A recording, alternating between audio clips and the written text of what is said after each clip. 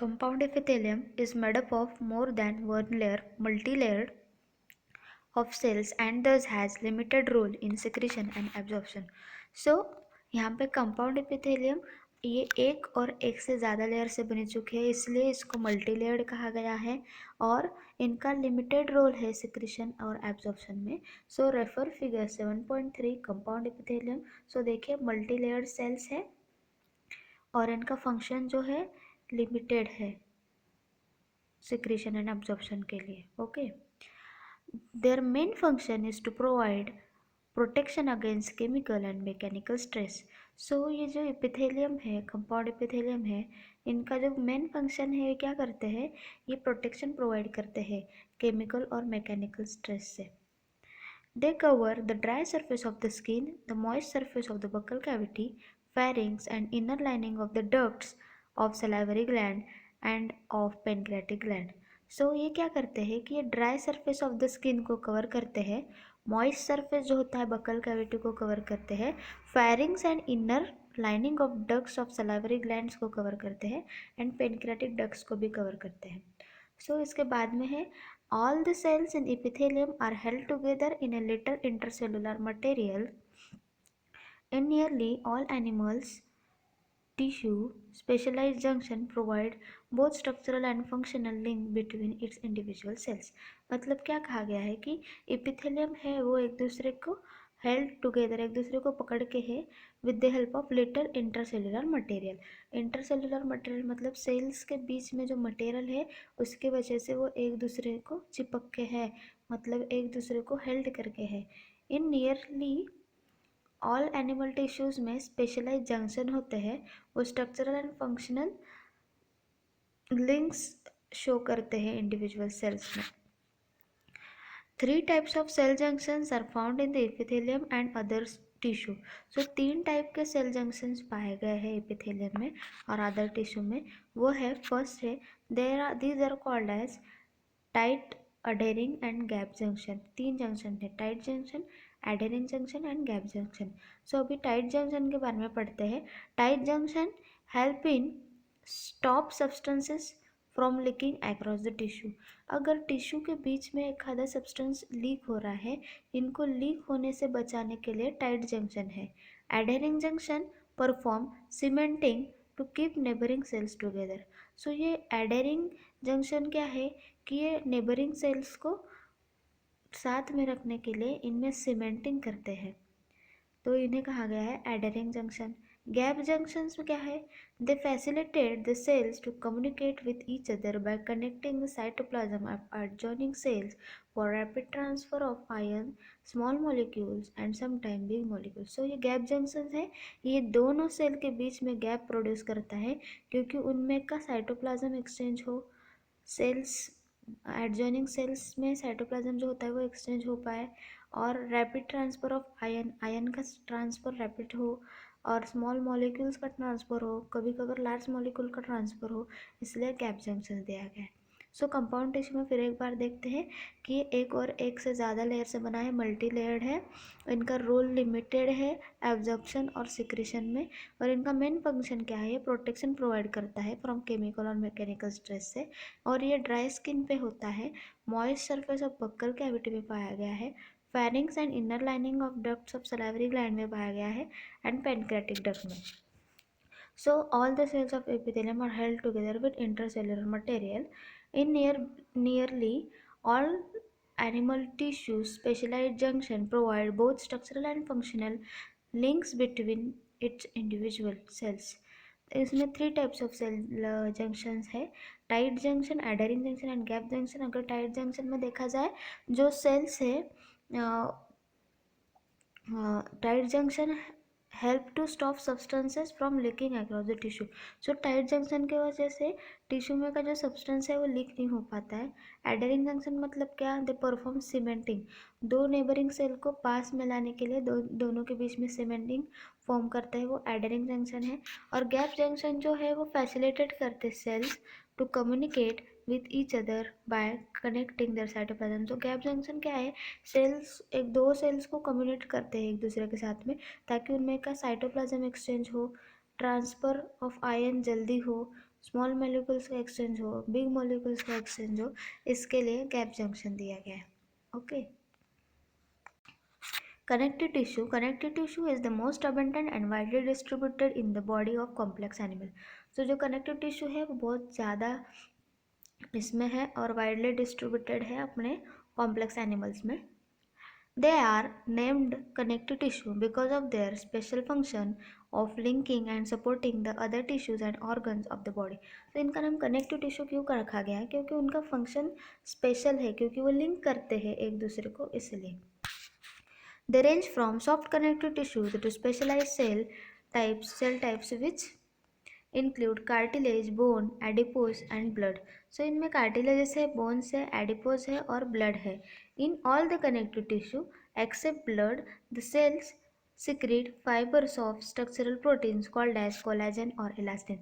So इनमें जो connective tissue में जो cells है वो फाइबर्स और स्ट्रक्चरल प्रोटीन्स सिक्रीट करते हैं, उन्हीं को कोलाजन और इलास्टिन कहा गया है. सिर्फ ब्लड में ये फाइबर्स और स्ट्रक्चरल प्रोटीन का सिक्रीशन नहीं होता है. The fibres provide strength, elasticity, flexibility to the tissues. These cells also secrete modified polysaccharide which accumulate between the cells and fibers and act as a matrix मतलब ground substance. So यहाँ पे देखिए the fibres क्या करते हैं, strength, elasticity and flexibility provide करते हैं tissue को. और this cells also secrete modified polysaccharide. So ये जो सेल्स है वो मॉडिफाइड पॉलीसेक्राइड भी सिक्रेट करते हैं विच एक्यूमुलेट. सो ये कहाँ एक्यूमुलेट हो जाता है, between the cells and fibres and act as a matrix. So matrix करके एक्ट होता है, उसी को ग्राउंड सब्सटेंस कहा गया है. तो connective tissue is classified into 3 types. So connective tissue 3 types में क्लासिफाइड है, loose connective tissue, dense connective tissue and specialised connective tissue. तो यहाँ पे अपन लूज कनेक्टिव टिश्यू के बारे में पढ़ेंगे. तो loose connective tissue has the cells and fibres loosely arranged in a semi-fluid ground substance. For example, it serves as support. For example, alveolar tissue present beneath the skin. So देखिए loose connective tissue कहाँ कहाँ होते हैं. ये loose connective tissue इनमें sales होते हैं and fibres होते हैं, वो लूजली अरेंज होते हैं सेमी फ्लूइड ग्राउंड सब्सटेंस में. सो उनका एग्जाम्पल है areolar tissue present beneath the skin. Skin के बिनीथ एरियोलर टिश्यू है, उनमें लूज कनेक्टिव टिश्यू पाए गए हैं. उनमें फिगर देखिए 7.4. यहाँ पे एरियोलर टिश्यू शो किया गया है. सो देखिए एरियोलर टिश्यू में मैक्रोफेज है, फाइब्रोब्लास्ट है, कोलेजन फाइबर्स है और मास्ट सेल भी शो किया गया है. सो नेक्स्ट है often it serve as a support framework for epithelium. So loose connective tissue क्या करता है, सपोर्ट फ्रेमवर्क इपिथेलियम को प्रोवाइड करता है. It contains fibroblast. फाइब्रोब्लास्ट मतलब क्या, cells that produce and secrete fibre. जो सेल खुद प्रोड्यूस करके फाइबर्स को सिक्रेट करता है उसे फाइब्रोब्लास्ट कहा गया है. Macrophages and mast cell. So इनमें क्या क्या है, फाइब्रोब्लास्ट है, मैक्रोफेजेस है और मास्ट सेल है. अभी अपन ने डायग्राम देखा था, उसमें दिखाया गया है fibroblast, microphages and mast cell. अभी नेक्स्ट है adipose tissue. Adipose tissue is another type of loose connective tissue located mainly beneath the skin. The cells of this tissue are specialized to store fats. So adipose tissue जो है ये another type of loose connective tissue है और skin के beneath present रहता है. और mostly ये टिश्यू क्या होते हैं, स्पेशलाइज्ड होते हैं फैट स्टोर करने के लिए. The excess of nutrients which are not used immediately are converted into fats and stored in this tissue. अगर अपन एक आध बार कुछ ज़्यादा चीज़ें खा लिए और अपने बॉडी को ज़्यादा हो गया, वो एक्सेस न्यूट्रिएंट्स हो गया, तो वो न्यूट्रिएंट्स क्या करते हैं, फैट के फॉर्म में कन्वर्ट होके एडिपोज टिश्यू में स्टोर हो जाते हैं. सो इसे एडिपोज टिश्यू कहा गया है. Fibres and fibroblast are completely packed in dense connective tissue. So जो ये फाइबर्स और फाइब्रोब्लास्ट है वो डेंसली एंड कम्पैक्टली पैक है इन डेंस कनेक्टिव टिश्यू में. Orientation of fibres show regular और irregular pattern, hence it is called as regular dense connective tissue and irregular dense connective tissue. So यहाँ पे देखते हैं अभी in this dense regular connective tissue the collagen fibers are present in rows between many parallel bundles of fibers. So अगर यहाँ पे dense regular connective tissue के बारे में पढ़ने को जा रहे हैं तो वहाँ पे है कि कोलेजन फाइबर्स हैं यहाँ पे प्रेजेंट, वो रोज में प्रेजेंट है, और between many parallel bundles of fibres, तो पैरेलल बंडल्स के पैरेलल बंडल फाइबर्स के बीच में भी है। Tendons which attach skeletal muscle to the bone, जो ये टेंडॉन है ये स्केलेटल मसल को बोन से अटैच करने में हेल्प करता है। And ligament which attach bone to another bone are the examples of this tissue.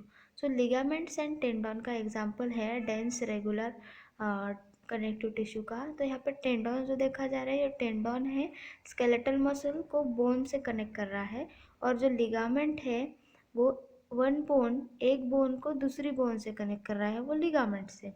सो ये एग्जाम्पल्स है डेंस रेगुलर कनेक्टिव टिश्यू के। फिर पढ़ रहे हैं dense irregular connective tissue has fibroblast and many fibres. तो यहाँ पे फाइब्रोब्लास्ट है, मेनी फाइबर्स है, मोस्टली कोलेजन फाइबर्स है, that are oriented differentially. The tissue is present in the skin. So ये जो dense irregular connective tissue skin में present होते हैं, कार्टिलेज में होते हैं, बोन्स में होते हैं, blood and various types of specialise connective tissue. So blood में, कार्टिलेज में, बोन्स में पाए जाते हैं। The intercellular material of cartilage is solid and pliable and resist compression. So जो इंटरसेलुलर मटेरियल है कार्टिलेज का वो सॉलिड है दिखने में, प्लायबल है मतलब इजीली मूवेबल है, and resist comprehension. Cells of this tissue मतलब कॉन्ड्रोसाइट्स, कॉन्ड्रोसाइट्स मतलब cartilage, cells of cartilage are enclosed in small cavities within the matrix secreted by them. So ये एक स्मॉल कैविटीज में enclose है matrix में, जो matrix खुद ही सिक्रेट कर रहे हैं। See the figure 7.6a। यहाँ पे देखिए स्पेशलाइज कनेक्टिव टिश्यू में फर्स्ट कार्टिलेज शो किया गया, यहाँ पे कोलेजन फाइबर से, और कार्टिलेज सेल है कॉन्ड्रोसाइट। तो आप देखिए कि यहाँ पे most of the cartilage in vertebra embryos are replaced by bones in adults. So जो अपन जब बेबी न्यूली बॉर्न होता है तो उनमें बहुत सारे कार्टिलेज होते हैं, उनमें बोन्स नहीं होते हैं। सो फिर ये कार्टिलेज जैसे जैसे अपन बड़े हो जाते हैं वैसे वैसे वो बोन में कन्वर्ट हो जाता है। तो वही कहा गया है कि most of the cartilage in vertebrae embryo are replaced by bones in adults. Cartilage is present in tip of nose, outer ear joints with adjacent to the bones of vertebral column, limbs and hands in adults. So ये cartilage कहाँ कहाँ present होता है? Knows के tip के ऊपर, tip of nose में, outer ear joints में होता है, मतलब ये बाहर का जो पिन्ना है आउटर ईयर वहाँ पे होता है। Adjacent bone of vertebral column, vertebral column के एडजेसेंट बोन्स में कार्टिलेज है, लिम्स और हैंड्स में भी कार्टिलेज है। उसके बाद में अपन पढ़ने को जा रहे हैं बोन्स के बारे में। Bones have hard and non pliable ground substances rich in calcium salts and collagen fibre which give bone strength. So ये जो बोन्स जो है वो हार्ड है, नॉन प्लायबल है मतलब वो बेंड नहीं होते इजीली, एंड कैल्शियम है इनमें बहुत, कोलेजन फाइबर्स है, और ये बोन को स्ट्रेंथ देते हैं। The main tissue that provide structural frame to the body. So ये जो स्ट्रक्चरल फ्रेम देते हैं बॉडी को, bones. Bones support and protect softer tissues and organ, ये सॉफ्टवेयर टिश्यूज और ऑर्गन को सपोर्ट करते हैं। The bone cells osteocytes are present in the spaces called lacunae. So bone cells osteocytes जो होते हैं बोन के अंदर, उनके अंदर लैक्यूने होते हैं, वहाँ पे प्रेजेंट होते हैं, उसी को लैक्यूने कहा गया है। Limb bones such as long bones of leg severe weight bearing function. So अगर लॉन्ग बोन में देखा जाए तो लिम्स के बोन होते हैं, उसमें एक एग्जांपल है कि लेग का बोन देखे, फीमर को देखे तो वो वेट बियरिंग करता है, मतलब फंक्शन करता है, वेट, पूरा वेट, बॉडी का वेट वो बोन पे आता है, तो वो लॉन्ग बोन्स के ऊपर आता है। They also interact with skeletal muscle attach to them bring out about movements. So bones के ऊपर ही स्केलेटल मसल अटैच है और उनमें इंटरेक्शन होता है और मूवमेंट्स आती है। The bone marrow in some bones is of little site of production of blood cells. So जो बोन मैरो होता है बोन्स के अंदर वहाँ पे ब्लड सेल्स प्रोड्यूस होते हैं, आरबीसी डब्ल्यूसी वगैरह, उनमें प्रोडक्शन की कैपेसिटी होती है। Blood is the fluid connective tissue containing plasma, red blood cells, white blood cells and platelets. So blood में क्या क्या कंपोनेंट्स हैं, उसमें है प्लाज्मा है, आरबीसी है, डब्ल्यूबीसी और प्लेटलेट्स है। सी फिगर 7.6 सी आप यहाँ पे देख रहे हो कि आरबीसी दो क्या है, प्लेटलेट्स दिखाया गया है और डब्ल्यूबीसी भी दिखाया गया है। It main circulating fluid helps in transport of various substances. ये तो मेन सर्कुलेटिंग फ्लूइड है और अलग अलग सब्सटेंस को ट्रांसफर करने में हेल्प करता है। So let's revise this. Connective tissue. Connective tissue is the most abundant, widely distributed in the body of complex organisms. They are named connective tissue because of their special function of linking and supporting tissue or organ of the body. They range from soft connective tissue to specialized type, which include cartilage, bone, adipose, and blood. In all connective tissue except blood, the cells secrete fibers and structural proteins called as collagen. अगर blood को छोड़ा जाए तो पूरे cells fibres और collagen factors को secrete करते हैं, फाइबर्स और स्ट्रक्चरल प्रोटीन्स को सिक्रीट करते हैं, उसी को कोलेजन और इलास्टिन कहा गया है। The fibres provide strength, elasticity, flexibility to the tissue. यही फाइबर्स की वजह से इलास्टिसिटी, फ्लेक्सिबिलिटी, स्ट्रेंथ प्रोवाइड होती है टिश्यू को। This cells also secrete modified polysaccharide, ये वही पॉलीसैकेराइड सिक्रेट करते हैं और इसी पॉलीसैकेराइड के कारण यहाँ पे सेल्स और फाइबर्स के बीच में एक मैट्रिक्स तैयार होता है, उसी को ग्राउंड सब्सटेंस कहा गया है। और कनेक्टिव टिश्यू तीन टाइप्स में क्लासीफाई हो गए हैं, loose connective tissue, dense connective tissue और स्पेशलाइज्ड कनेक्टिव टिश्यू। तो लूज कनेक्टिव टिश्यू में क्या है कि इसमें सेल्स एंड फाइबर्स क्या है, लूजली अरेंज्ड है सेमी फ्लूइड ग्राउंड सब्सटेंस में, और इनका एग्जाम्पल है एरियोलर टिश्यू, और यही एरियोलर टिश्यू स्किन के बीनीथ प्रेजेंट होती है। Often it serve as a support framework for epithelium, epithelium को एक फ्रेमवर्क करके सपोर्ट करती है। इट कंटेन्स फाइब्रोब्लास्ट, फाइब्रोब्लास्ट मतलब क्या, cells that produce and secrete fibres, जो सेल्स जो खुद फाइबर्स प्रोड्यूस करती है और सिक्रेट भी करती है, उसे फाइब्रोब्लास्ट बोला गया है। मैक्रोफेजेस है और मास्ट सेल्स है इनमें। एडिपोज टिश्यू एक another type of loose connective tissue है, वो मेनली स्किन के नीचे प्रेजेंट होती है। And this cells of the tissue are specialised to store fat, ये सेल्स में सेल्स स्पेशलाइज्ड हो गए हैं, इनमें फैट स्टोर होता है। जब भी कभी अपन एक्सेस न्यूट्रिएंट्स लेते हैं तो वो इमिडिएटली यूज़ नहीं होता है, वो फैट में कन्वर्ट होकर ये एडिपोज टिश्यू में स्टोर हो जाता है। After then fibers and fibroblasts are completely packed in dense connective tissue. So fibers और fibroblasts है वो completely packed है dense connective tissue में। Orientation of fibers show regular or irregular pattern called as dense regular and dense irregular tissue. अगर fibres का orientation देखें तो कहीं इरेगुलर है कहीं इरेगुलर है, इसी के हिसाब से यहाँ पे टू ग्रुप्स है, dense regular and dense irregular. So dense regular connective tissue में देखा जाए तो कोलाजन फाइबर्स प्रेजेंट है रोज में and between many parallel bundles of the fibre, ये रो में भी प्रेजेंट है और बहुत सारी बंडल फाइबर्स के बीच में है। इनमें टेंडॉन से, टेंडॉन क्या करते हैं, स्केलेटल मसल को बोन से अटैच करते हैं और लिगामेंट्स जो है वो बोन से बोन को अटैच करते हैं। सो ये एग्जांपल हो गए डेंस रेगुलर कनेक्टिव टिश्यू के। अभी डेंस इरेगुलर कनेक्टिव टिश्यू में देखा जाए तो ये फाइब्रोब्लास्ट होते हैं इनमें and many fibres, mostly collagen fibre होते हैं, वो डिफरेंटली ओरिएंटेड है। The tissue present in the skin, ये डेंस इरेगुलर टिश्यू जो है स्किन में है, एग्जाम्पल है cartilage, bone, blood and various types of specialise connective tissue. तो यहाँ पे देखते हैं intercellular material of the cartilage is solid, pliable and resist compression. Cells of the tissue मतलब कार्टिलेज के जो टिश्यू है वो स्मॉल कैविटीज़ में एनक्लोज्ड है मैट्रिक्स के साथ, और बहुत सारे कार्टिलेज जब एम्ब्रियोज में देखा जाए तो वो बोन्स में रिप्लेस होती है अडल्ट में। कार्टिलेज कहाँ कहाँ प्रेजेंट होती है, tip of nose, outer years and adjacent bones of vertebral column, limbs, hands in adults. जो बोन होते हैं वो हार्ड होते हैं, नॉन प्लायबल ग्राउंड सब्सटेंस है, उनमें कैल्शियम होता है, कैल्शियम सॉल्ट्स होते हैं, कोलेजन फाइबर्स होते हैं और वो बोन को स्ट्रेंथ देते हैं। It the main tissue that provide structural framework of the body, body का फ्रेमवर्क प्रोवाइड करते हैं। Bone support and protect the softer tissue and organs. The bones osteocytes are also present in the spaces called as lacunae. अगर bone cells कुछ spaces में present है उसे lacunae कहा गया है। Limb bones such as long bones of leg, अगर पैर के लॉन्ग बोन को देखा जाए तो वो वेट बेयर का फंक्शन करते हैं। They also interact with skeletal muscle attach to bring out their movement. So इनमें बोन्स के ऊपर स्केलेटल मसल्स अटैच होते हैं, तो इनमें इंटरेक्शन होता है और मूवमेंट फॉर्म की जाती है। The bone marrow in some bones is the site of production of blood cell. अगर बोन के अंदर में बोन मैरो होता है और वहाँ पे प्रोडक्शन होता है ब्लड सेल्स का।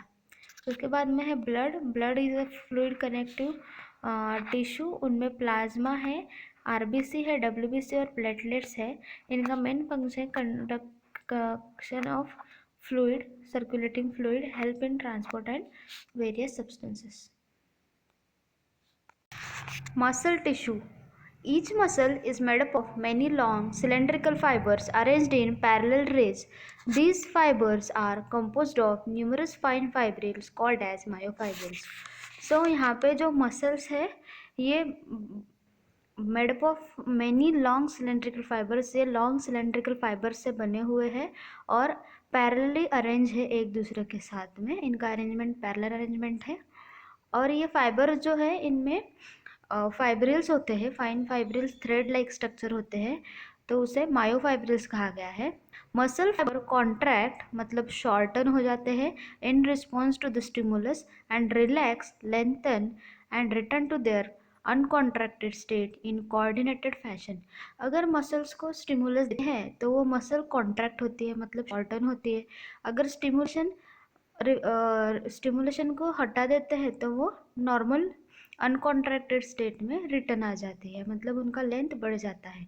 ओके, फिर their action moves the body to adjust its changes in the environment and to maintain the position of various parts of body. So इनका एक्शन जो होता है वो अपने बॉडी को एडजस्ट करने के लिए होता है, अलग अलग मूवमेंट्स के लिए, एनवायरमेंटल चेंज के लिए, पोजीशंस चेंज करने के लिए etcetera. In general muscle play an active role in all movements of the body. So muscle की वजह ही बहुत सारी मूवमेंट्स अपने बॉडी में होती है। मसल्स आर ऑफ 3 टाइप्स, इनमें 3 टाइप्स ऑफ मसल्स है इसमें। फर्स्ट है स्केलेटल मसल, सेकंड है स्मूथ मसल एंड थर्ड है cardiac muscle. Skeletal muscle tissue is closely attached to the skeletal bones. So the name suggests, जैसे कि skeletal muscle बोला है तो ये skeletal bones को attached है, उसी muscle को skeletal muscle कहा गया है। In a typical muscle such as bicep, striated stripped skeletal muscle fibers are bundled together in parallel fashion. अगर अपन बाइसेप्स देखें, बाइसेप्स मतलब अपने हाथ का ऊपर ये जो बोलते हैं ना बॉडी, ये बॉडी के ऊपर बाइसेप्स मसल्स होती है, मतलब ह्यूमरस के ऊपर जो मसल्स है शोल्डर मसल्स, सो ये बाइसेप्स मसल्स है।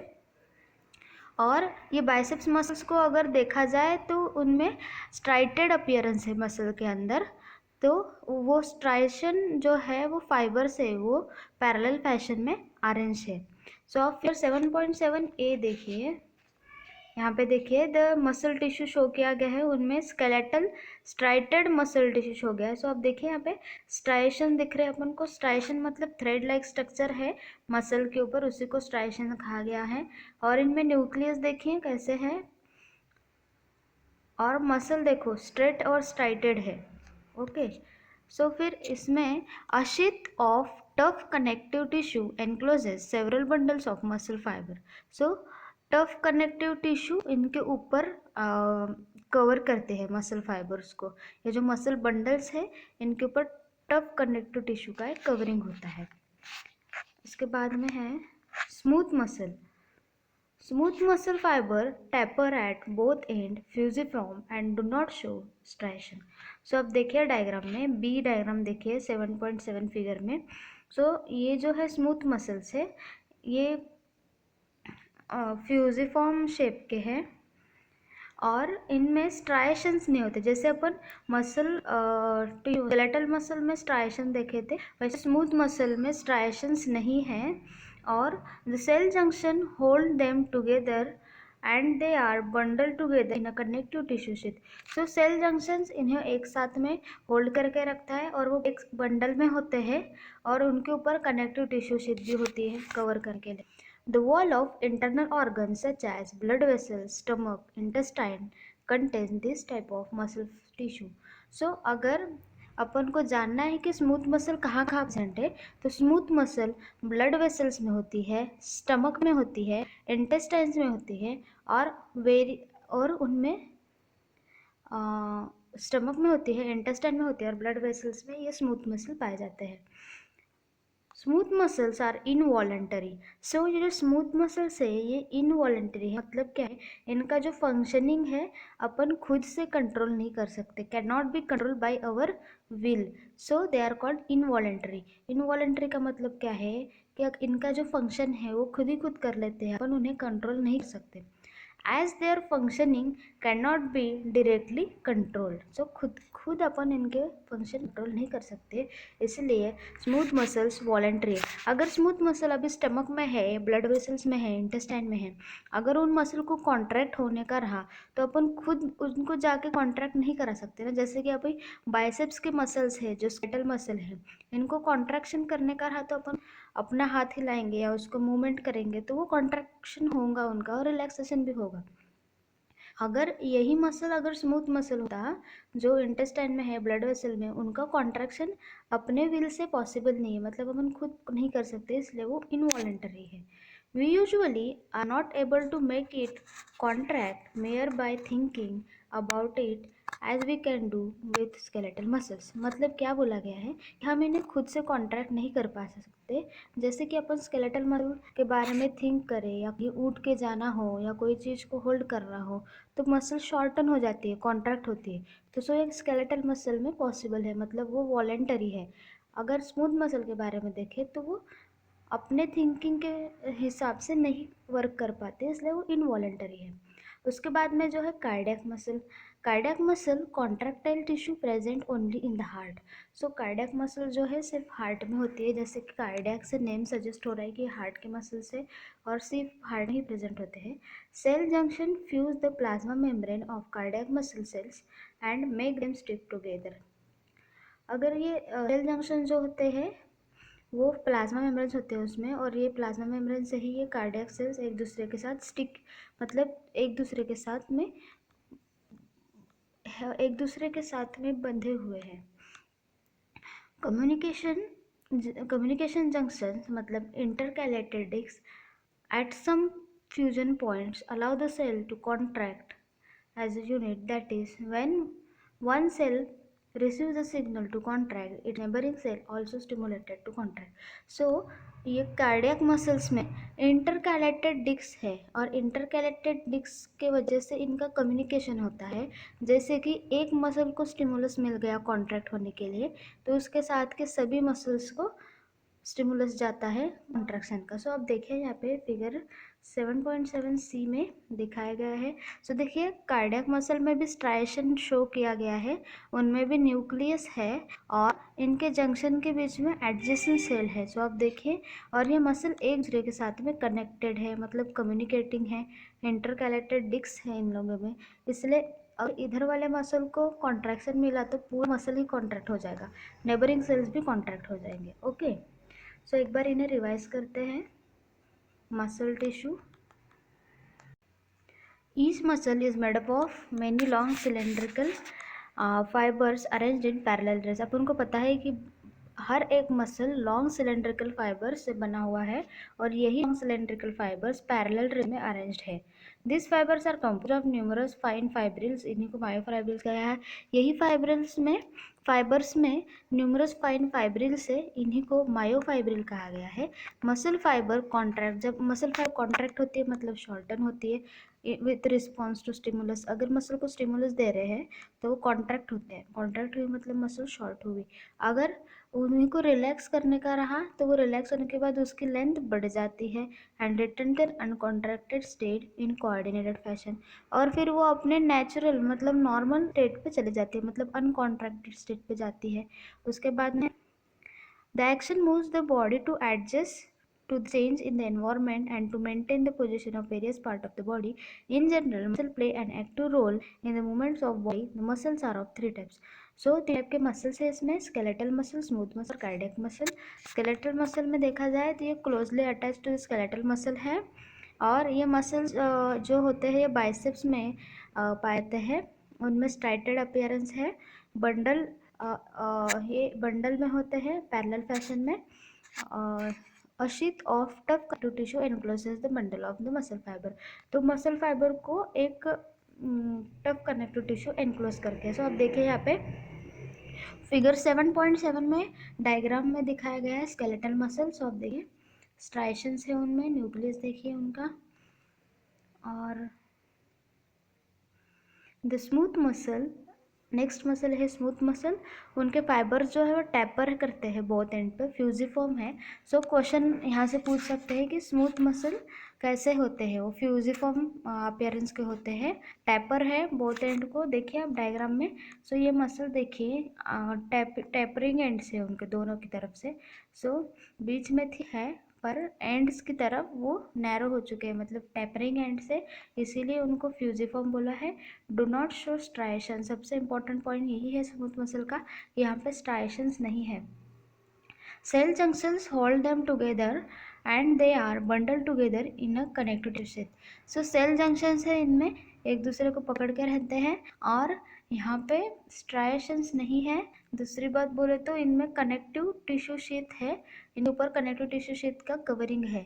The wall of internal organ, ये कहाँ कहाँ स्मूथ मसल पाए जाते हैं कि वॉल ऑफ इंटरनल ऑर्गन्स में जैसे कि ब्लड वेसल्स, इंटेस्टाइन, स्टमक में स्मूथ मसल पाए जाते हैं। और ये स्मूथ मसल जो होते हैं वो इनवॉलेंटरी होते हैं, अपने विल के हिसाब से ये वर्क नहीं करते। जैसे कि स्केलेटल मसल का एग्जांपल है यहाँ पे कि अगर स्केलेटल मसल के बारे में अपन थिंक करेंगे तो खुद के विल के हिसाब से, मतलब they are momentary according to our will, but about smooth muscle they are involuntary, means they cannot act or they cannot contract according to our will. सो ये स्मूथ मसल के बारे में हुआ। लास्ट है कार्डियक मसल। कार्डियक मसल को यह बोला है कि कॉन्ट्रैक्टाइल टिश्यू है, हार्ट में ही होती है और सेल जंक्शन में प्लाज्मा मेम्ब्रेन जो होते हैं कार्डियक मसल में, ये एक दूसरे को करने में हेल्प करते हैं। इनमें कम्युनिकेशन जंक्शन होता है, इंटरकैलेक्टिक्स होता है। मतलब क्या, ये जो मसल फाइबर्स है कार्डियक मसल जो होते हैं एक दूसरे के साथ कनेक्टेड होते हैं, इंटरकलेक्टेड डिस्क होती है इनमें।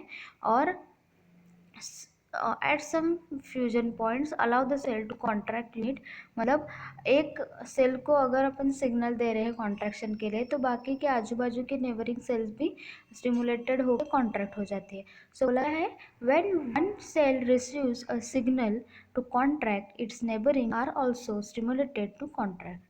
सो ये हुआ कार्डियक मसल के बारे में। अब देखिए कार्डियक मसल का डायग्राम देखिए 7.7 सी में स्ट्राइशन भी शो किया है, न्यूक्लियस भी है और cell junction between adjacent cell भी शो किया गया है। अभी इधर है neural tissue. Neural tissue exerts a greatest control over the body responsiveness to changing condition।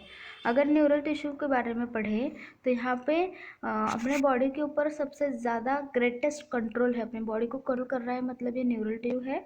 अगर कोई रिस्पॉन्सेस रहा कि और चेंजिंग कंडीशन रहा तो ये न्यूरल टिश्यू का बहुत बड़ा काम है।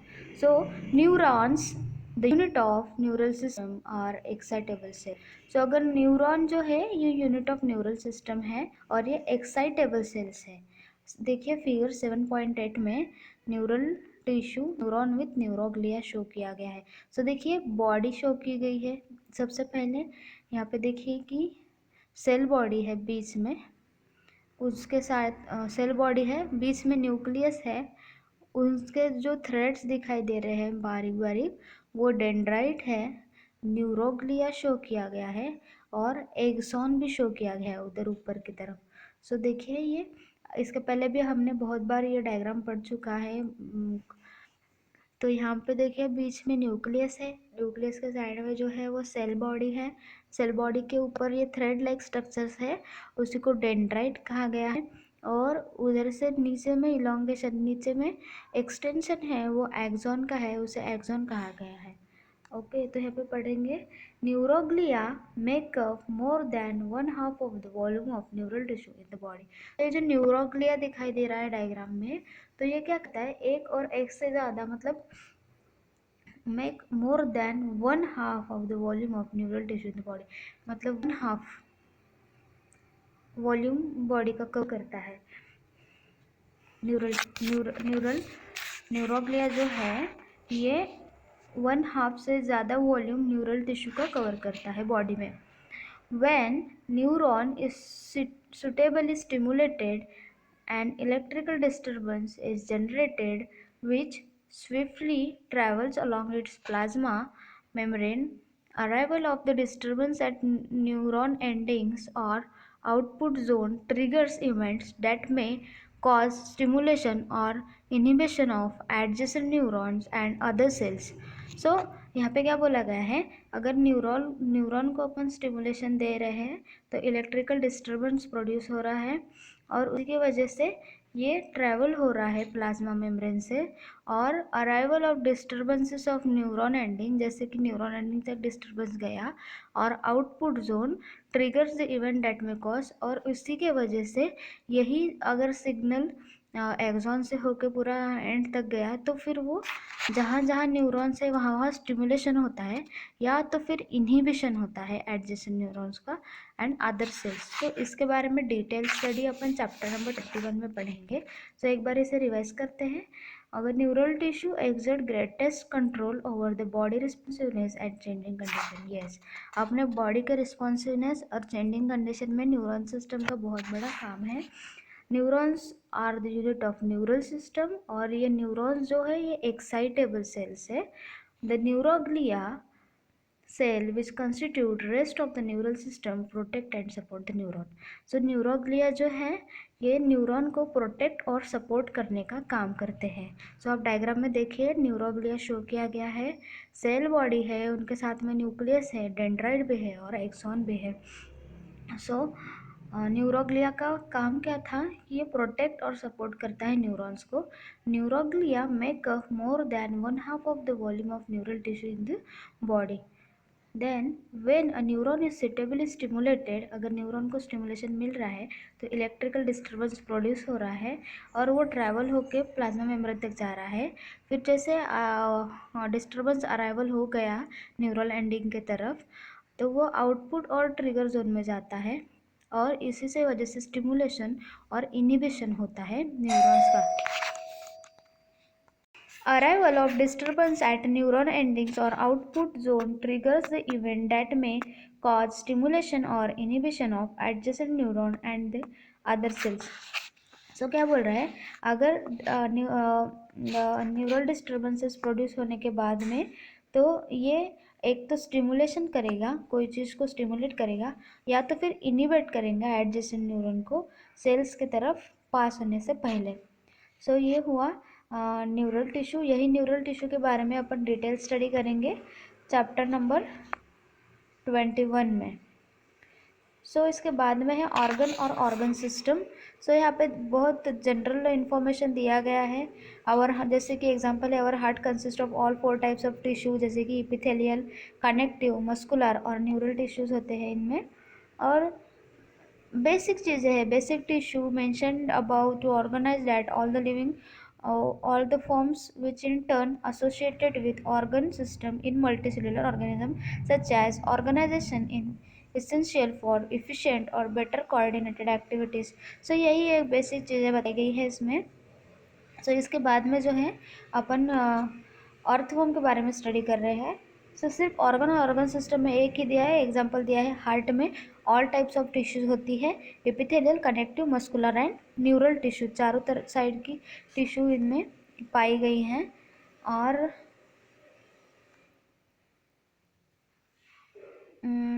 इसके बाद में अपन morphology and anatomy of earthworm, cockroach and frog ये पढ़ेंगे। ये इनवर्टिब्रेट्स में आते हैं और वर्टिब्रेट्स में भी आते हैं, तो इसके बारे में डिटेल स्टडी करेंगे।